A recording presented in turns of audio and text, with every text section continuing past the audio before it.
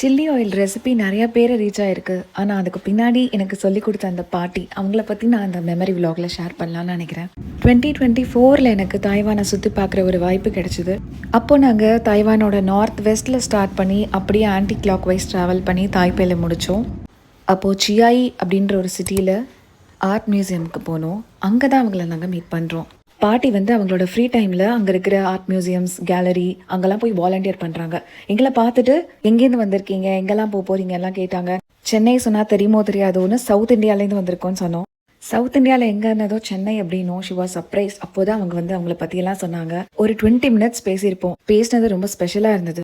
இப்போ தாத்தா ரிட்டையர் ஆயிட்டாரு. அவங்க சொந்த ஊருக்கே போயிட்டாங்க. அவங்களுக்கு பிடிச்ச வேலையெல்லாம் செய்யறாங்க. மெரினா பீச் அவங்களுக்கு பிடிக்கும்னு சொன்னாங்க. மகாராஜா படம் அவங்க ஊர்ல ட்ரெண்ட் ஆயிட்டு இருக்குன்னு சொன்னாங்க. தாய்வான்ல இருந்து ஒருத்தர் தமிழ்நாடு சென்னை பத்தி பேசினது ரொம்ப சந்தோஷமாயிடுச்சு. பதிலுக்கு நானும் அவங்க ஊர் எப்படி அழகானது, அவங்க மக்கள் எவ்வளவு ஃப்ரெண்ட்லியா இருக்காங்கன்னு சொன்னேன். சைனீஸ் சில்லி ஆயில் எனக்கு எவ்வளவு பிடிக்கும்னு சொன்னேன். அப்போதான் அவங்க சென்னையில இருக்கும்போது அவங்க எப்படி சில்லி ஆயில் பண்ணாங்கன்னு எனக்கு சொன்னாங்க. அதோட தாய்பே பக்கத்துல இருக்கிற ஹாட் ஸ்பிரிங் வில்லேஜ்ல ஒரு குட்டி கடைக்கு போக சொன்னாங்க.